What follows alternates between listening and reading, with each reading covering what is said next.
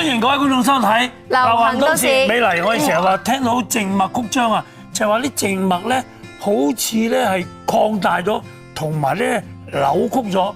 通常喺小腿度發現嘅。原來靜脈曲張咧都會咧出現喺身體其他嘅部位喎，好似男性咁樣咧，有機會咧會有呢個精索靜脈曲張。哇，聽到都覺得痛啊！不如請教一下泌尿外科專科醫生黃家榮醫生。你好啊，黃醫生。你好。請教一下咩叫精索靜脈曲張，同埋佢係發生身體邊個位置？咁首先可能我講下咩叫靜脈曲張先啦。靜脈咧其實由唔同嘅器官咧去到心臟嘅啲血管嚟嘅，咁佢哋嘅血壓咧係好低嘅，咁所以靜脈咧入邊有個結構就係反膜，咁咧就可以幫助血液咧係流翻心臟個方向嘅。咁喺正常嘅情況下咧，血液如果流去心臟個方向咧，反膜咧就會維持開放啦，咁俾啲血液流過。咁但係如果血液咧係想倒流嘅時候咧，反膜就會閉合，咁令到咧血液咧唔能夠倒流嘅。咁但係當呢啲反膜功能不全，唔能夠完全閉合嘅時候咧，呢啲血液咧就有機會倒流，並且咧積聚喺啲血管入邊。咁所以呢啲血管咧就會越嚟越粗脹啦。咁呢個就係靜脈曲張嘅情況。咁通常我哋聽靜脈曲張都發生喺隻腳嗰度啦，係小腿嗰度。小腿多係啦。咁但係其實呢個情況咧都可以發生喺男士嘅陰囊入邊嘅。咁精索咧其實就係連接睾丸同埋身體嘅一條管道嚟嘅。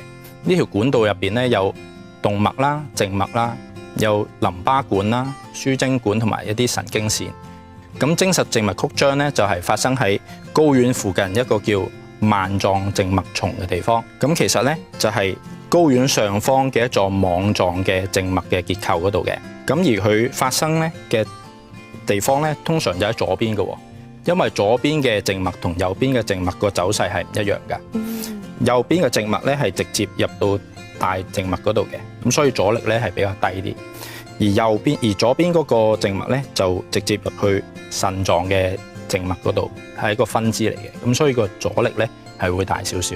咁所以咧左邊發生精索靜脈曲張嘅情況咧就會大少少啦。咁喺日常生活當中咧，點樣察覺自己係咪有精索靜脈曲張咧？即係例如會唔會痛啊，或者影響行路啊、做運動咁樣咧？其實精索靜脈曲張咧係一個非常之普遍嘅病嚟嘅。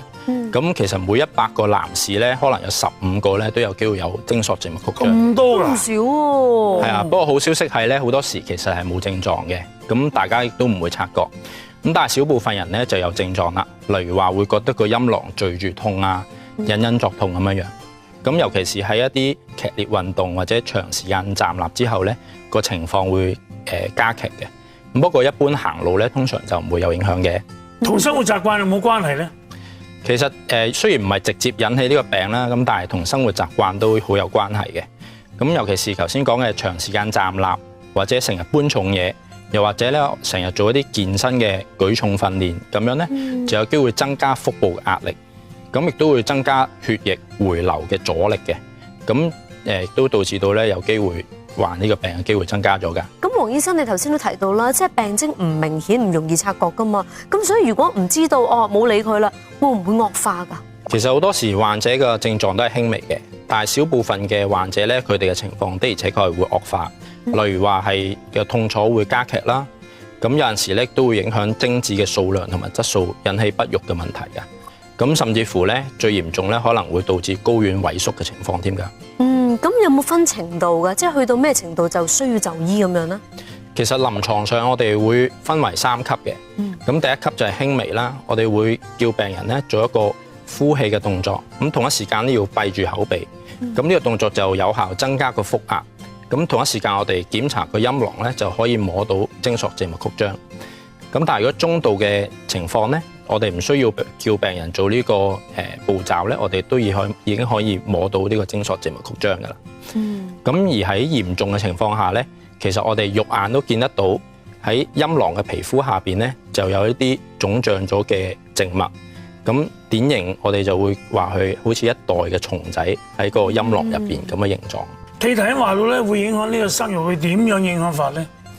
其實因為精索靜脈曲張咧會導致到血液咧滯留喺睾丸附近，咁咧就有機會影響或者增加陰囊嗰個溫度大約2至3度嘅。咁呢個咧就唔係精子生長嗰個理想環境，咁就會導致到精子嘅質素啦同埋數量會下降嘅。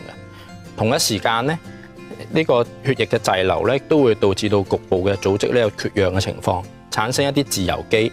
咁呢啲咧都會直接影響或者破壞咧精子嘅 DNA 嘅。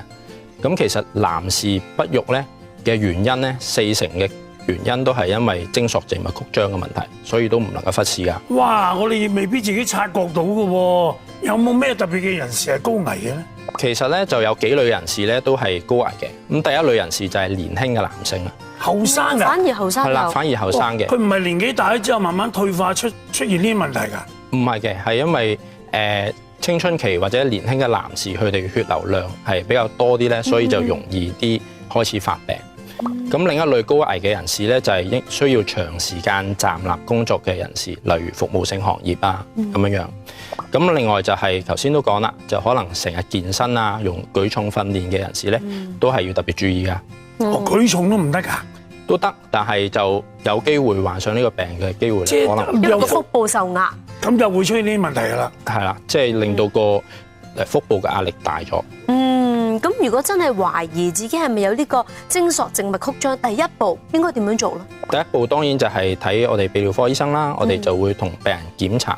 咁另外就會安排一個超聲波去到確診嘅。咁呢個就係一個超聲波嘅影像啦。咁我哋見得到呢個咧就係個睾丸係正常嘅。咁但係側邊咧有一啲黑色嘅一個窿咁樣咧，其實就係嗰啲脹大咗嘅靜脈啦。咁平時係見唔到嘅，但係喺精索嘅靜脈曲張嘅情況咧，就見得到呢啲血管係粗脹咗啦。咁有咩治療嘅方法啊？咁一般如果係症狀輕微嘅話咧，我哋可以俾病人啲止痛藥啦，同埋建議病人咧着一啲有承托力嘅底褲，例如三角褲咁樣，就係舒緩嘅病情。但係如果要正式去醫好個病咧，就真係要做手術啦。食藥唔得，食藥係只能夠舒緩個病情，即係唔會自己好翻㗎啦。唔會自己好翻嘅。係。如果做手術要做啲咩手術咧？通常嚟講，我哋而家都會做一個叫顯微鏡下嘅精索靜脈結紮術。點做㗎？咁呢個手術咧就喺全身麻醉或者半身麻醉之下進行啦。咁我哋就喺腹股溝，即係大髀罅嘅位置咧，開一個大約2 cm 度嘅傷口，跟住咧就喺精索入邊咧就揾翻呢啲粗脹咗嘅靜脈咧，就結紮咗佢。其實條靜脈就大約係2-3 mm 度嘅啫。咁幼啊？係啊，所以咁幼咧，我哋同一時間咧亦都要保護住側邊嘅動脈啦，同埋淋巴管。咁所以我哋就需要用一個顯微鏡嘅輔助，將嗰啲影像放大10倍咁樣嚟到做呢樣嘢。另一方面，亦都有其他工具幫到我哋嘅。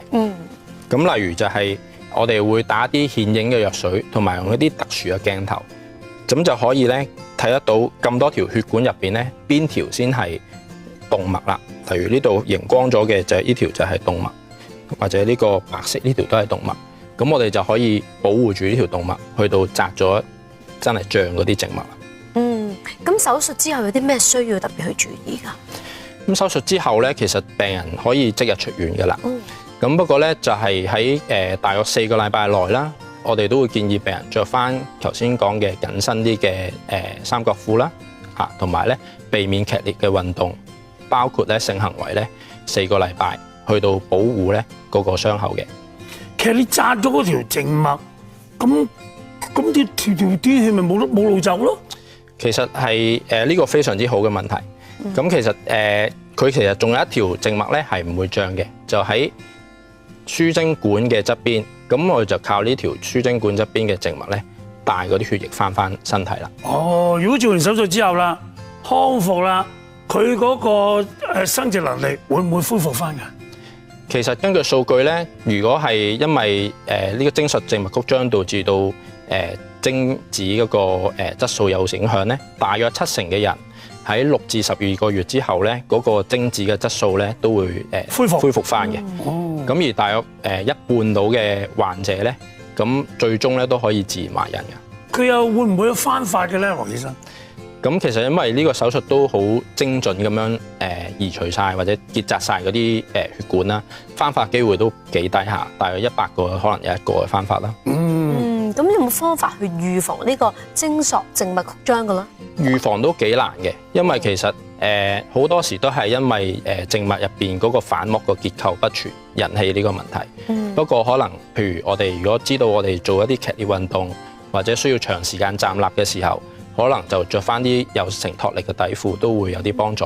咁如果而家啲興話冇乜成牌啊嗰啲，咁啊冇乜着數。冇乜着數㗎啦，嗰啲就可能唔會有幫到個效果啦。多謝晒黃醫生啊！今日多謝晒黃醫生咁詳盡嘅講解啦。如果有疑問，可以請教醫生或者係相關嘅專業人士。